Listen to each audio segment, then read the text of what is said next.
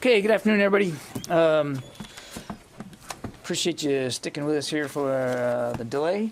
I don't have anything myself to come at the top with, so I'm going to bring up General Taylor. He'll give you an operational update, and then we'll get right to your questions. General? Thanks, Mr. Kirby. Good afternoon, everybody. Thank you for being here and for really the important work that you're doing.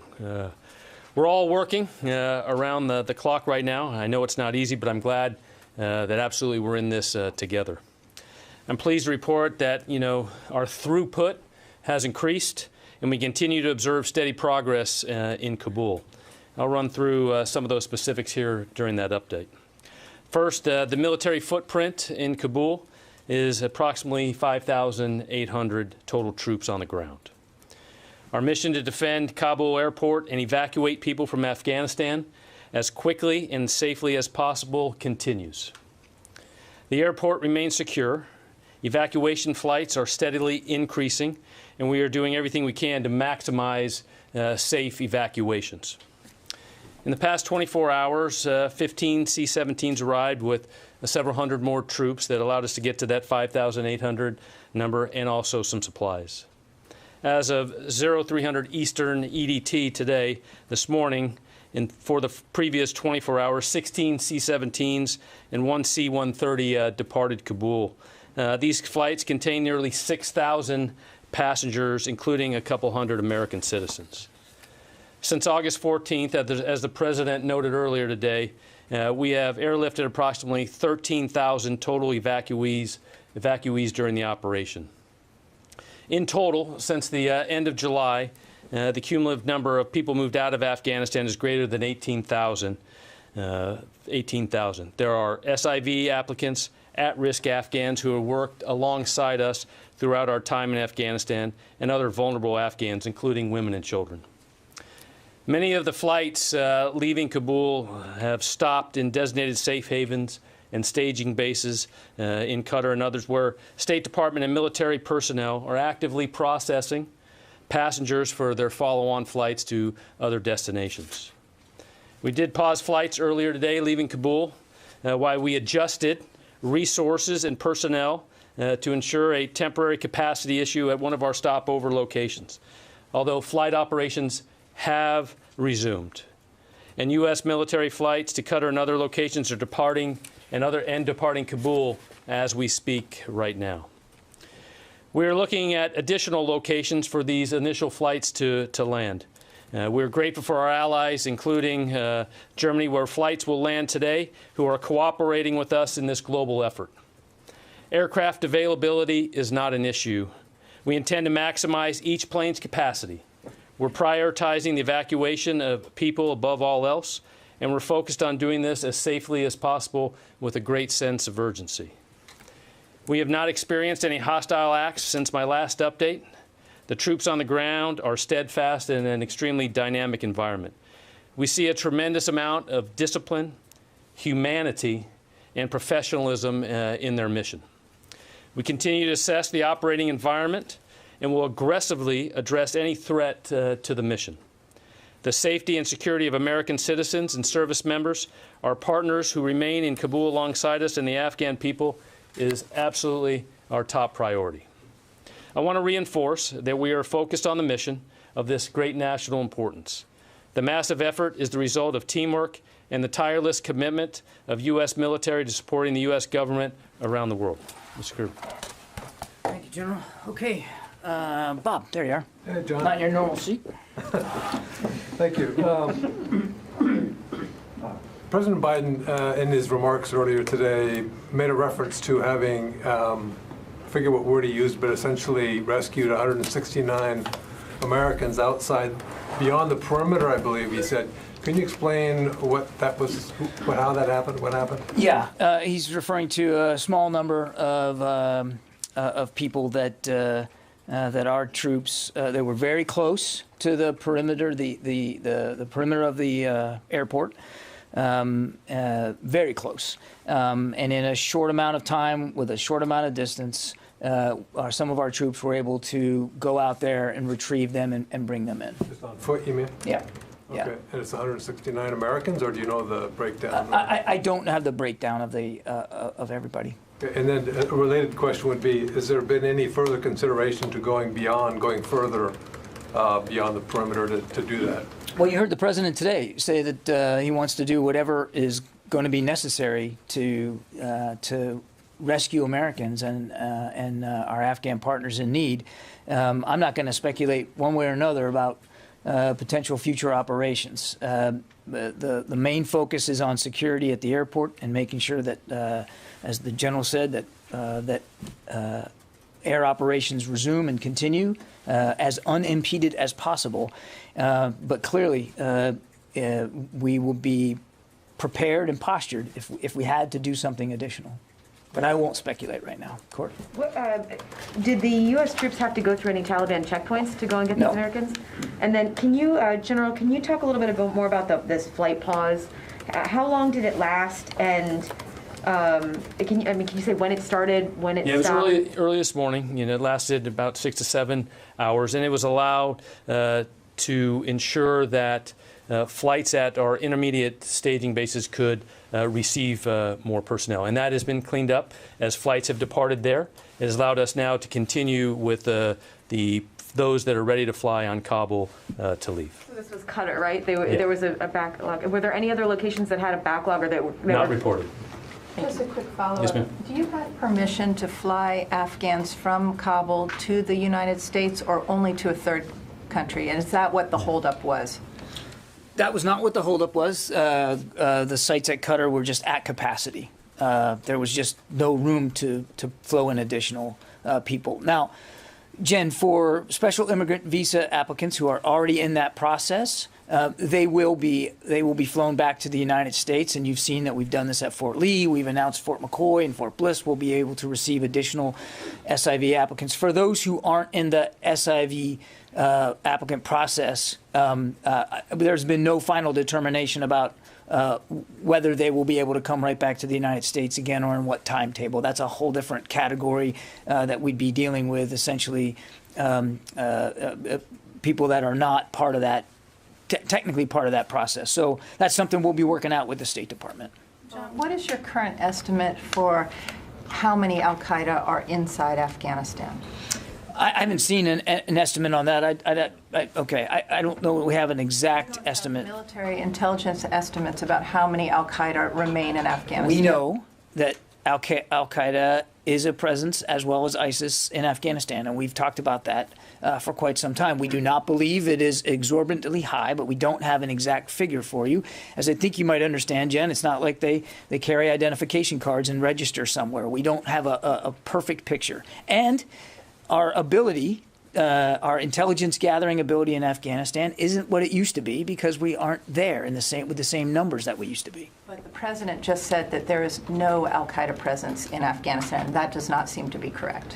What we don't think is that what we believe is that there isn't a presence that is significant enough to merit a threat to our homeland as there was back on 9/11 20 years ago. The president also said there is no national security interest, no national interest in Afghanistan. I'm a little confused by that. Can you explain why there's no national interest in Afghanistan? Why did we have troops there for 20 years if there's no national interest in Afghanistan? We had a significant interest in being in Afghanistan to our national security 20 years ago. You've heard the president talk about this. The goal was to defeat and decimate al-Qaeda, also to prevent al-Qaeda from launching attacks on the homeland from Afghanistan, and we did that. We did that and a whole heck of a lot more over the course of 20 years, and to include helping with social, political, economic, just progress in Afghanistan. The president decided that it was time to end this conflict, that there was really only two choices because of the May 1 deadline, either plus up, because after May 1st we would come under attack by the Taliban, and we hadn't since the Doha Agreement had been signed, or go ahead and complete the drawdown. And the decision was made to complete the drawdown. Now, obviously, we're still going to maintain an overwatch vigilance with respect to the counterterrorism threat emanating out of Afghanistan. And if we need to, we will take action to eliminate and defeat that threat.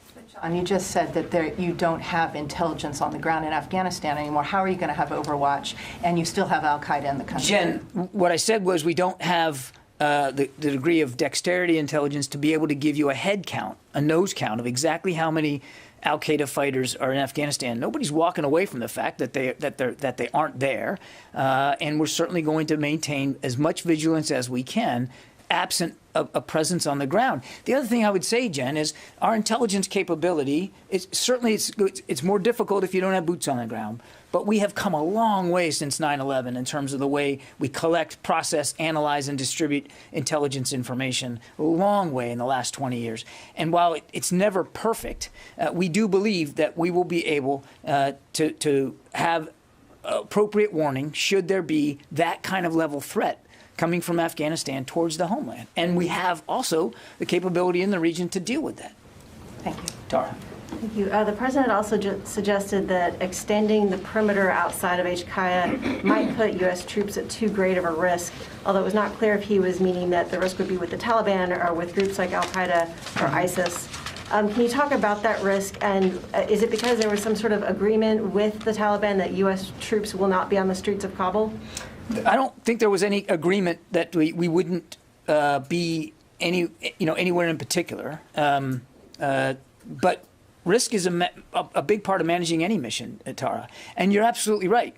There are other threats in Afghanistan and in Kabul than those that might be posed by the Taliban. And we have to be mindful of that. We talked yesterday about Overwatch flights that were flying over Kabul. That's to make sure that we're ready if we need to defend ourselves. I'm not going to get into potential future operations one way or the other. I'm not going to speculate about whether or when or under what conditions we might expand the security perimeter that we're working with. But the president is absolutely right. An expansion does incur extra risk, and you have to balance risk versus gain in every particular military operation you're conducting, and that will be no different for this one. One follow-up on Al Udeid. We're also seeing reports that there might be food, water, sanitation shortages for the evacuees that are there at Qatar. And so I was just wondering, General Taylor, are you making plans to flow in more supplies? Absolutely. So as understand that that requirement to increase that throughput is there. So to ensure that we have food, water, healthcare, and all those things, absolutely. Those are part of those other flights. The supplies are being in there to make sure that we can take care of that. To Al Udeid? Yes, right. Okay. John, a follow-up on expanding the mission and the risk to Americans. Apparently, the Germans are sending helicopters out throughout Kabul to pick up their citizens and bring them to the airport. There are reports of the French doing something similar, getting their people out, commandos going in. So, why can't the Americans do that? Is it because it's too risky for that kind of operation? The president, I think, was clear that we'll do whatever we have to do to rescue as many Americans as want to leave Afghanistan, and the secretary is not going to rule anything in or out in terms of what the possibilities might be there. I would also note, though, Tom, that though there have been sporadic reports of some Americans not being able to get through checkpoints, I fully admit that. By and large, what we've been seeing is that Americans are able to get through those checkpoints and are able to get onto the airfield. So we aren't seeing, we're not aware of indications that there is that big a need for that. But obviously, now we've built out extra capacity over the course of just the last couple of days. If there's a need to do something additional to what we're doing now to get Americans processed and on planes, the secretary is going to want to keep as many options open to him as available. It sounds like what the president was saying today is he doesn't want to risk American lives to save Afghans who helped Americans for the past 20 years. That seems like the message. I'm sorry. The president doesn't want to risk American lives to go and save Afghans who helped Americans during the past 20 years. That was a message today, I heard. I didn't hear it that same way, Tom. I mean, in fact, I think the president was very clear in his remarks that we know we have an obligation to the Afghans that have helped us over the last 20 years. And Tom, the numbers belie that impression. I mean, if you just look at the numbers of the general brief, 13,000 since August 14th, 18,000 total, the vast majority of that number are Afghans. So, I mean, the numbers speak for Well, themselves. the numbers are all over the map, frankly. I mean, some are saying 35,000, others are saying 100,000, 200,000. In terms of what's left to get. Right. Yeah, I couldn't give you be perfectly predictive about what that's going to look like, the total pool, because you also have to flow in families, and we are moving and have been moving a lot of family members. But I mean, just to give you an example, the general noted nearly 6,000 came out in the last 24 hours. 5,000 of them were Afghans. 5,000 were Afghans. So I just don't accept the premise that this administration and this government and our military is not prioritizing moving Afghan partners and people who have helped us out of the country. Just the numbers don't say that. Yeah, Barb. Can we go back to the 169, please? I have several follow-up questions. First of all, the president said it was 169 Americans. You say Americans are having no trouble getting through checkpoints to the best of your knowledge, except for any anecdotes that may be out there. Thank you. My questions are this. First of all, what was the situation of these 169 Americans that required U.S. troops to go outside the perimeter and get them? Why these 169 Americans? When did this happen? How long did the mission last? Was it 169 Americans altogether? Did you feel you had safe passage from the Taliban? Tell us more about this. I don't have that level of detail. General, do you have any context? I'm sorry. U.S. troops went outside the wire at the airport to rescue 169 Americans, and that's what the president said. And neither of you have any additional information about Barbara, that. I'm happy to take the questions that you've asked back and try to provide additional context. I do not have that level of tactical detail here today, but I'm happy to take those questions and I'm happy to go look and see if we can find answers for you on that. Absolutely. But as my understanding of what happened was they were really just outside the wall. It wasn't very far to go. It was in a relatively short period of time, and it wasn't a rescue so much as assisting them getting onto the field. So I think that's the context in which I understand the incident. Your questions are fair. I will go back and see if we can provide additional context. Can you also tell us then, just for the record, have American troops in any other instance or circumstance gone outside the wire at the airport, gone into the city to get people? Have American troops at all left the airport to go get people? And you said you had extended capacity, so do you now, the secretary said the other day, you didn't have the capacity to really go get Americans. So do you now have the capacity to do that? And is there any other circumstance in which you've done it? I don't know of any other circumstance. And yes, since Wednesday, since the secretary spoke to you, we have flown in, and you've heard the general update you literally every day. We have flown in additional capacity, additional forces. Security is in a more stable position at the airport. So if there would be a need to do something additional to help Americans or other people at risk that we need to get to the airfield, we would examine those options, tee them up, weigh the benefits versus the risks, and then offer up opportunities to the secretary to make a recommendation, and we would go from there. So now, just to make sure I understand what you're saying, for the first time, this many days into the operation, the U.S. military has the capability and capacity to go into Kabul and get Americans for the first time. We have additional capacity now as we have flown additional forces in. But as I said earlier, I'm not going to talk about potential future operations one way or the other. And every decision that is made has got to be weighed against the risks and the benefits of what you're doing. The other thing I'd say, Barb, is, as I mentioned to Tom, there hasn't been that demand signal now. Most Americans days. are they're getting through the checkpoints and they're getting on. I'm not suggesting that in every case it's gone unimpeded. Why did you wait so many days to have that capacity? We didn't wait so many days, Barb. We have been flowing in forces consistently over the course of the last week, and we have been nothing but transparent to you about what we've been flowing in. So again, we will obviously do whatever we can, and if there's a need to do this, and it's an operation that we can talk about, we'll talk about it. Okay? Yeah. Defense Secretary Austin just now in a briefing call with House lawmakers said the reports Americans have been beaten by the Taliban in Kabul. Is the U.S. military under orders to stay at the airport and not go protect them? I think we've been talking about this throughout the entire briefing. We're certainly mindful of these reports, and they're deeply troubling. And we have communicated to the Taliban that that's absolutely unacceptable, that we want free passage through their checkpoints for documented Americans. And by and large, that's happening. And as we've talked about before, the mission right now, as you and I are speaking, is to keep security at that airport sound and to keep air operations moving, even after this delay. I'm not going to speculate about any changes to that mission at this time. If there's a change and we feel like we need to execute that change, then we'll do it. Does that require a conversation with the Taliban, coordination? I'm not going to talk about potential future operations and what that would look like in any way, shape, or form.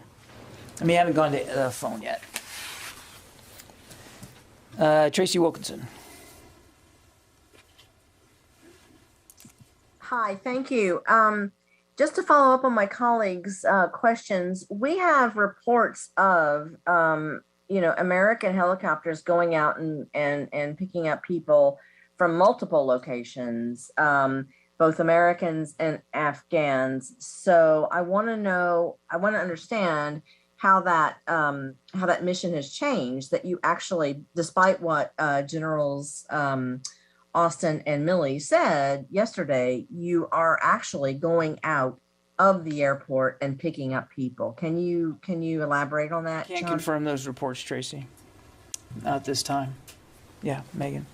So I feel like we're kind of bifurcating the issue between Americans and Afghans. You said Americans are not having any issues and you've settled with the Taliban that they're not going to have any issues, but have you made that same negotiation over Afghans? Because that's where most of these reports are coming from, that Afghans, yes, even credentialed, are not being allowed through. We've seen those reports too, Megan, and we have made it clear to the Taliban that these Afghans with the proper credentials should be allowed through the checkpoint. And again, Megan, certainly we recognize that there have been multiple cases of Afghans, even some credentialed Afghans, being assaulted and beaten and harassed, no question.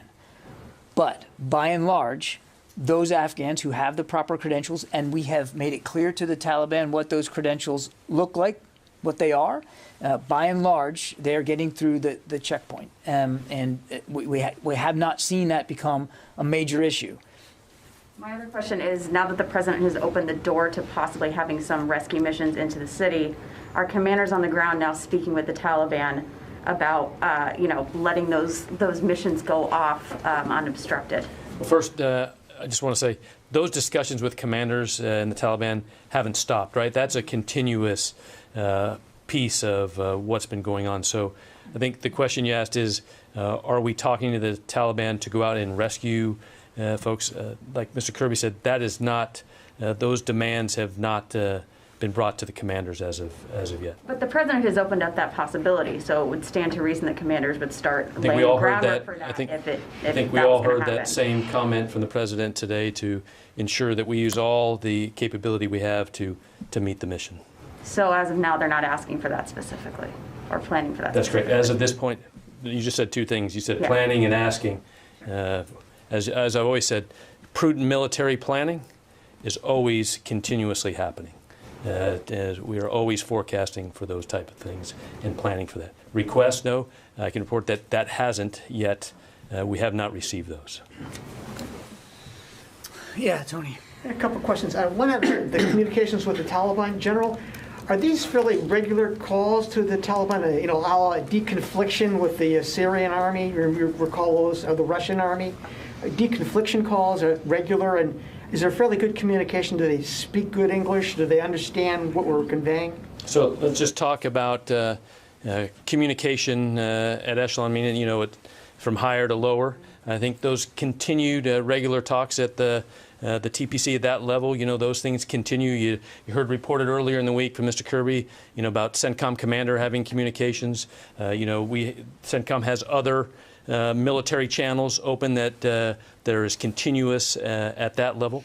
Then at the tactical level, as we speak, you know, at the 2-star level, for those type of talks happen. And these are the discussions that are happening to allow the further increase of information to the checkpoints of who needs to come through, what passes look like, you know, what are the right credentialing to get through, who needs to come. And then, you know, that at the lowest tactical level, those other discussions, of course, those are always, I would say, probably a little harder, you know, just the community, but those are happening. I mean, you know, making sure that what needs to be communicated is done.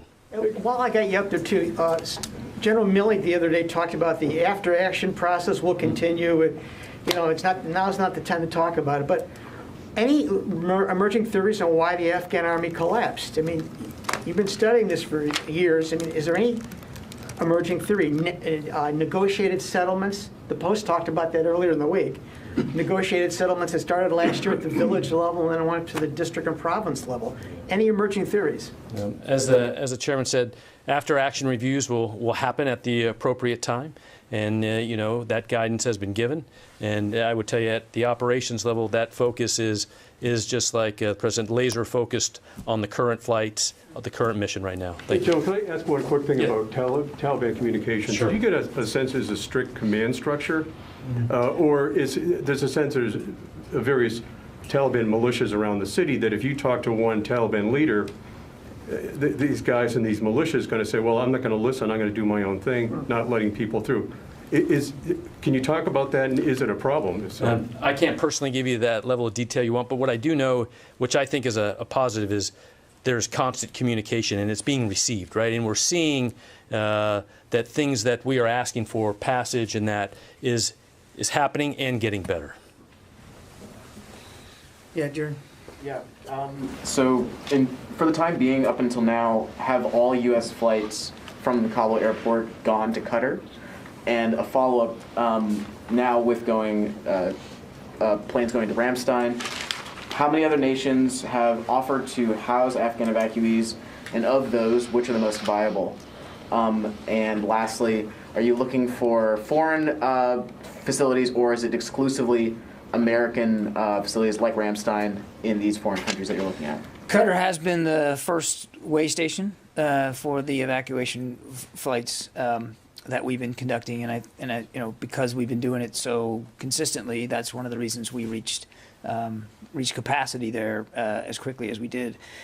We are grateful for other countries who have already agreed to accept additional numbers, and we're working out the details of that with them right now. I'll let those countries speak to their contributions and the State Department.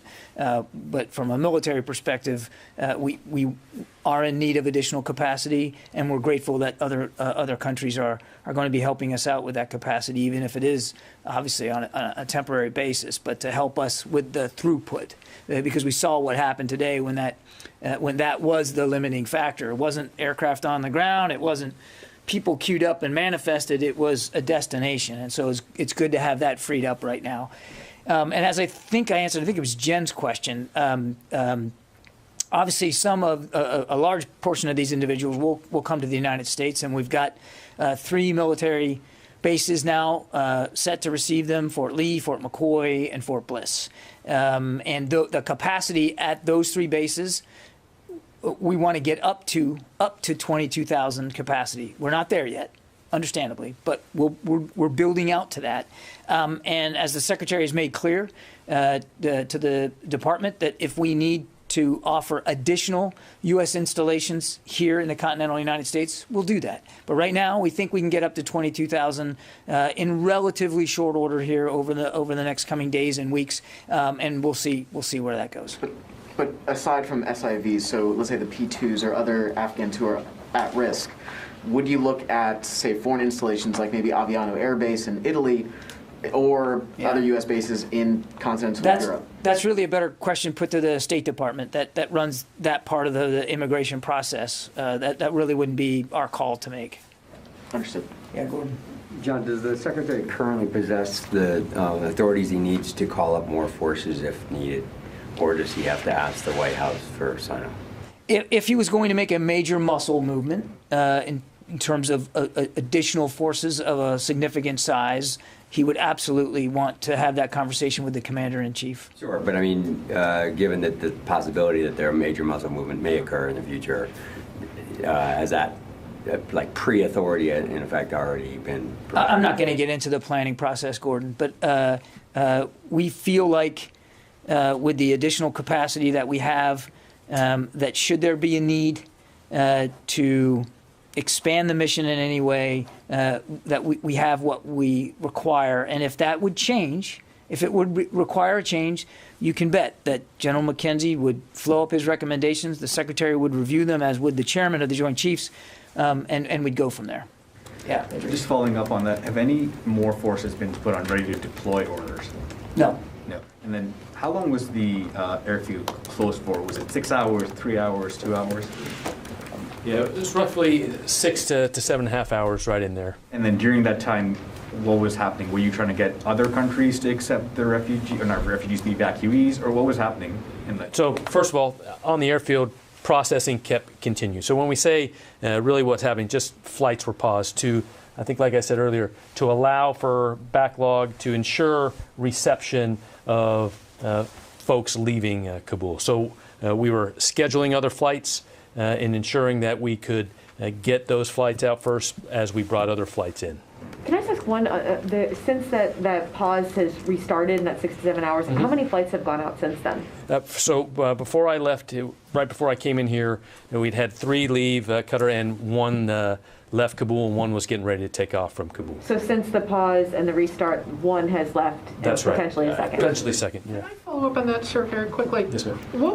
Is it accurate and correct that the backlog at that time on the airfield of Afghans that couldn't board planes because they couldn't land them anywhere, was that backlog about 10,000 people? Or more? Less than. I don't have the exact number, sorry about that, but it was less. Number, sorry about that, but it was less than that. Less than 10? Yeah, I think. But in the thousands? Right. So at that time, since they were there for 7.5, maybe as much as 8 hours, was there sufficient food, water, and sanitation? Are they sleeping outside on the airfield? How is all that Reports working? are that it was sufficient, but we are actively continue to ensure it is sufficient for the future and continuing as we build out even more. Did the people who were stuck there for so long, did they have food, water, and sanitation? Yes, and I have no report that they didn't. Thank you. General Taylor, I Yes, ma'am. just want to follow up on the 169 Americans who were rescued. Was that an incident where a commander took a decision and left the wire to help those people? Were weapons drawn, or did that commander ask for a higher-up authority to leave the wire? Yeah, I'm going to absolutely get more. But, you know, as you look about the gate and where they are, you already see that, you know, soldiers that are out there are starting now to increase that capability, that security around the gate. But the specific details of that I don't have. But as Mr. Kirby said, I'm going to get. Yeah, we're just trying to figure out, because we've been told there have been no hostile interactions with the Taliban, but if the Taliban were stopping those Americans from getting to the gate and a U.S. service member had to go to rescue them, was it a tense situation where weapons drawn? Sure. The people we hear from inside Qatar say that the wait is 3 to 5 days to get out of there. It's so backed up. Where are you flying these people to? Are you already flying them to another country? Yeah, so like we said earlier, that constraint of ensuring we have other flights scheduled and the timing of those, that's already being worked, and increasing our throughput throughout the entire chain requirements of flights. And so flights that left, as Mr. Kirby said, some of those were going in and planned for the United States. When you say flights that left Qatar, Qatar to the U.S., so you're saying right now you're at a pace where the incoming and the outgoing from in Qatar is there's some equilibrium? Getting there. Okay. Are they flying to other countries yet, other ISPs? I don't have that report, those flight plans yet. I mean, that's very, an extremely dynamic piece, but I don't have those flight schedules as of right now. Okay, follow-up. We've seen videos of babies being hefted over the barbed wire and walls and U.S. servicemen taking them on. Can you tell us what's going on? Are these babies of families who have visas, have U.S. passports? Are they Afghans? Are they people with credentials? So What's we do happening know- to their families? Okay, yeah. The video you're talking about, the parent asked the Marines to look after the baby because the baby was ill. And so the Marine you see reaching it over the wall took it to a Norwegian hospital that's at the airport. They treated the child and returned the child to the child's father. Was there only one? I'm only aware of the one incident. Okay. But it was an act of compassion because there was concern about the Are they going to babies. be brought out, the I don't father, know or that- were they put back outside the airport? I don't know, Jen. The baby was returned to its father. I don't know I don't know where they are now. We don't, I mean, obviously we have a responsibility to return a child to the child's parent. And I don't know who the parent is and whether whether they're an SIV applicant or I don't have that level of detail. But I think this was a very humane act of compassion by the Marines, and it's exactly the kind of skill and professionalism the General talked about. I already got you. Go ahead. I have a question for the General. Sir, I was wondering if, now that the airport is secure, if you could take us back to the breach that occurred on Monday. Okay. What's the latest assessment of how that occurred? What forces were in the area of that part of the airport at the time, and what was the interaction there? As we know early on, as we built combat power, and in that early stages, it was very dynamic. We assessed after that happened, and obviously reinforced, and throughout those days have ensured that the 360-degree perimeter is. I don't have the tactical AAR. That was not a requirement to pass that up to the Joint Staff, but what I do know is that that was quickly fixed, and the commanders there were able to use the assets they had immediately, and then as we built more combat power to ensure that hasn't happened since then. Was there any interaction with the Taliban ongoing on this? Always. I mean, like I said earlier, that communication at that level is continuous and happening. Okay, we got time for just one more, and I haven't taken hardly any from the phones. Therese. Yes, sir. Thank you so much. Going back to the children that were being passed over the wall, is there going to be any, regulations stating that this should not be happening, to kind of regulate that parents aren't taking their children and trying to pass them off to get them inside the gate?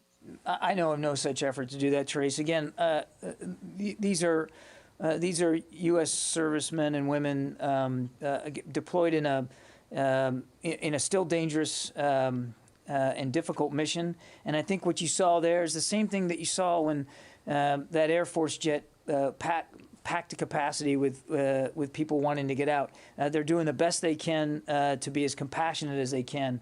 And again, the baby was not harmed. It was treated for whatever the illness was and returned to the father. And I think you're seeing.